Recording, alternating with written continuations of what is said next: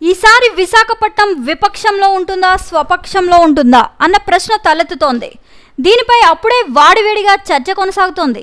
బెట్టింగ్లు కూడా మొదలయ్యాయి. విశాఖ సిటీలోని 4 సీట్ల మీద ప్రస్తుతం వాడివేడి చర్చ కొనసాగుతోంది.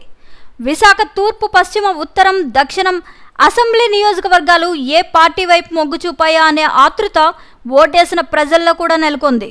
విశాఖ నుంచి ఈ 4 సీట్లలో 2019లో గెలిచిన టీడీపీ ప్రతిపక్ష పార్టీని పోషించవలసి వచ్చింది.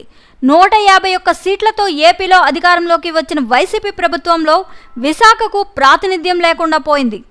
దీనికంటే ముందు 2009లో వైఎస్ఆర్ రెండవసారి అధికారంలోకి వచ్చినప్పుడు కూడా విశాఖ సిటీలో తూర్పు నియోజకవర్గంలో టీడీపీనే గెలిచింది. అలా తూర్పు దిక్కునే చూస్తూ ఉండిపోయే పరిస్థితి ఏర్పడింది. ఈ పరిణామాలన్నీ తలుచుకుంటున్న వారు ఈసారి సిటీలో ఎవరని ఆసక్తికరమైన చర్చ రేగుతోంది. విశాఖ సిటీలో ఈసారి వైసీపీకి, టీడీపీకి రెండింటికి పోటాపోటీగా పోరు సాగింది. 2 పార్టీలకు అవకాశాలు సమానంగా ఉన్నాయి.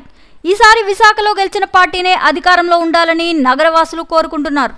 విశాఖ ఏపీలోనే మెగా సిటీ గ్రోత్ ఇంజన్.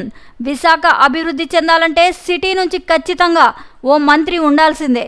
ఈసారి ఓటింగ్లో నగరవాసులు పెద్ద ఎత్తున పాల్గొన్నారు. వారిచ్చే తీర్పు ఏ విధంగా ఉంటుందనేది 4వ తారీఖు వరకు వేచి చూద్దాం.